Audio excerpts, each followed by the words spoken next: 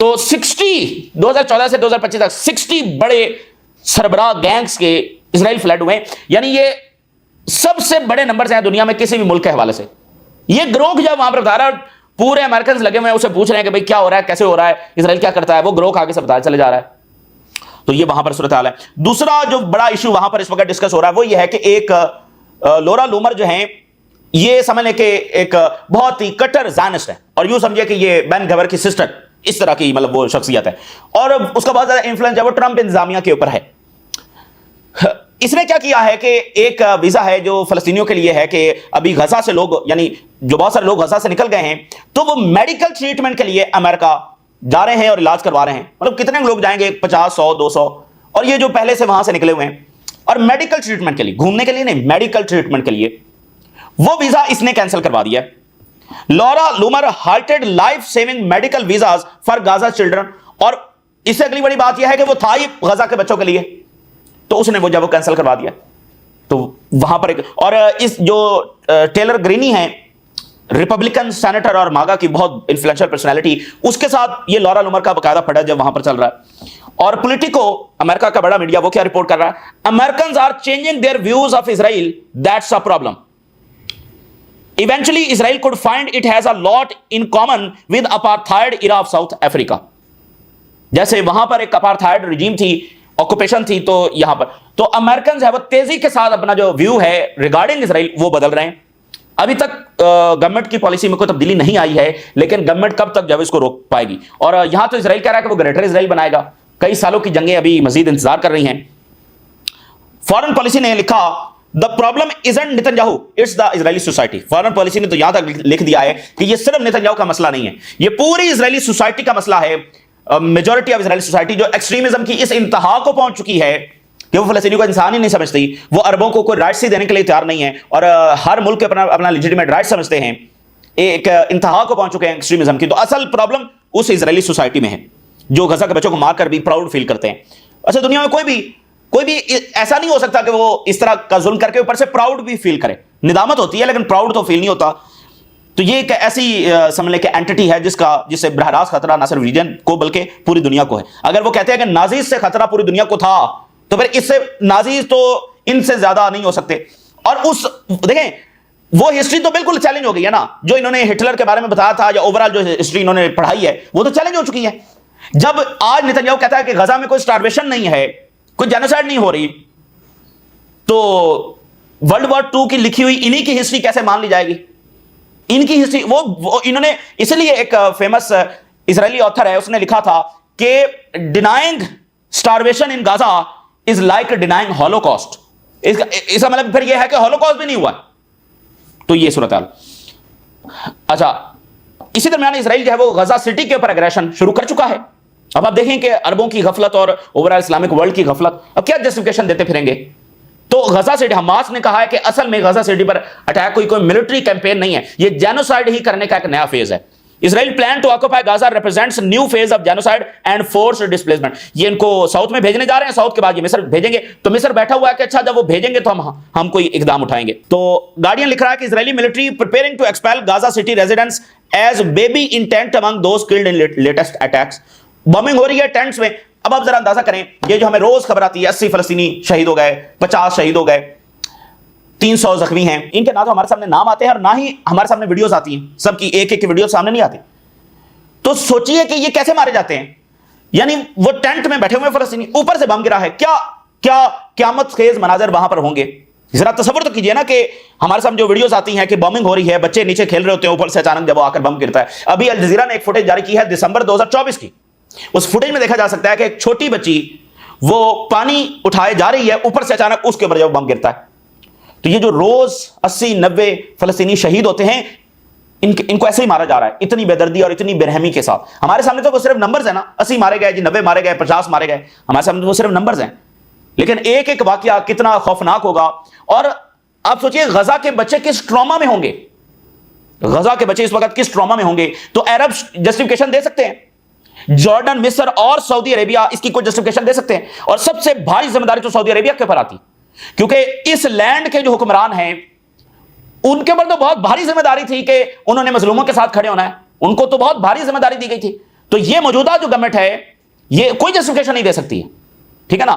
اور بہت سارے لوگ ہیں چونکہ ظاہر ہے کہ ان کا انفلوئنس ہے، وہ ان کے خلاف بات نہیں کرتے ہیں، درمیان میں سے پتلی گلی کر کے نکل جاتے ہیں. لیکن یہ کیا ہے، مطلب 22 مہینے سے زیادہ کا ٹائم ہو چکا ہے، ان کو روزانہ ان کے ٹیبل کے اوپر خبریں نہیں ہوتی کہ اسرائیل کیسے وہاں پر لوگوں کو مار رہا ہے. تو ان کا کیا عملی اقدام ہے جو اٹھایا گیا ہے.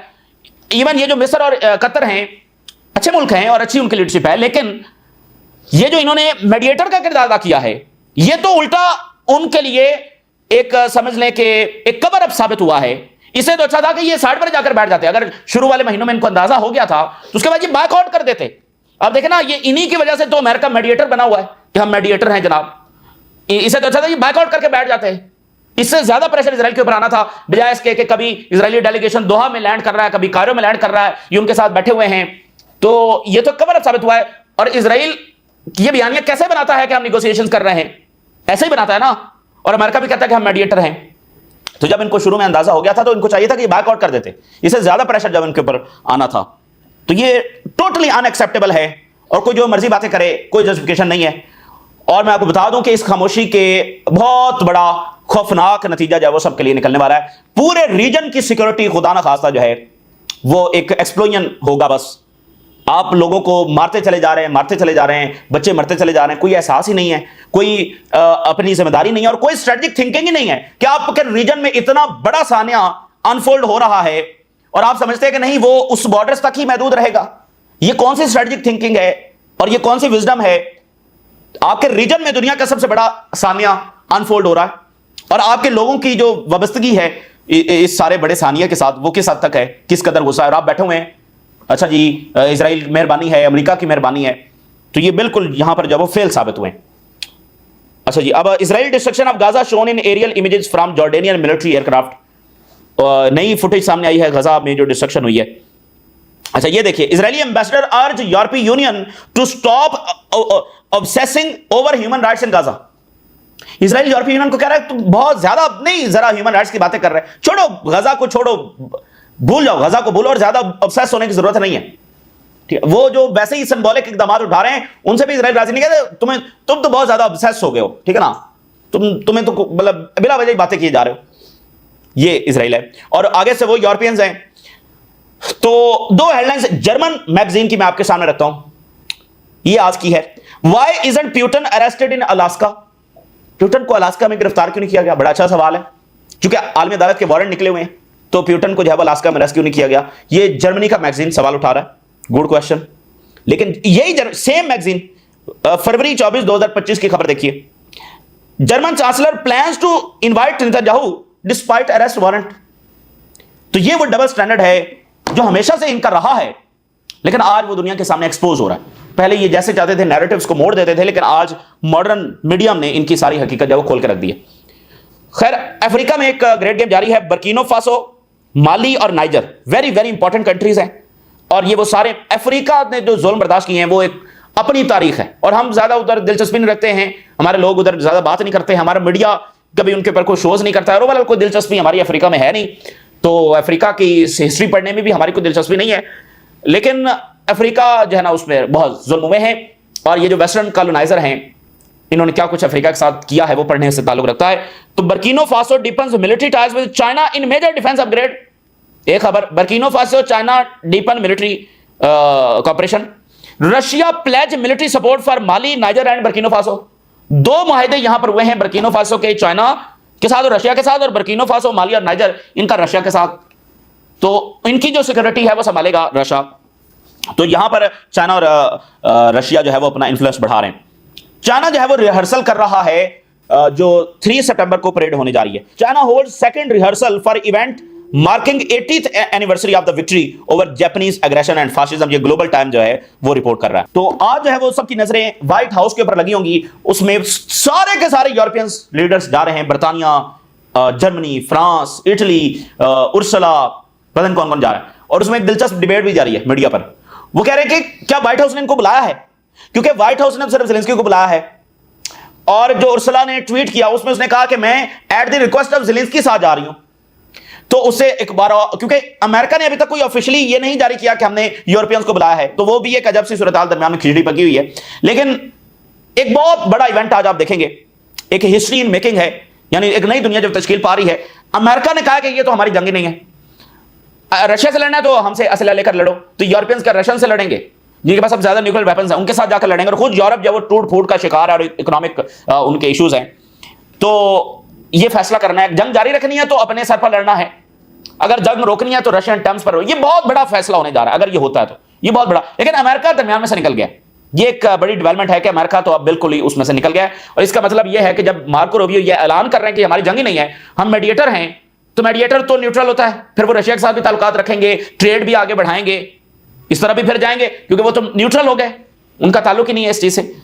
تو یہ تازہ ترین صورتحال ہے جو آپ کے ساتھ شیئر کیا ہم نے. راز اور آگاہ کریں، اجازت دیجیے، اللہ حافظ.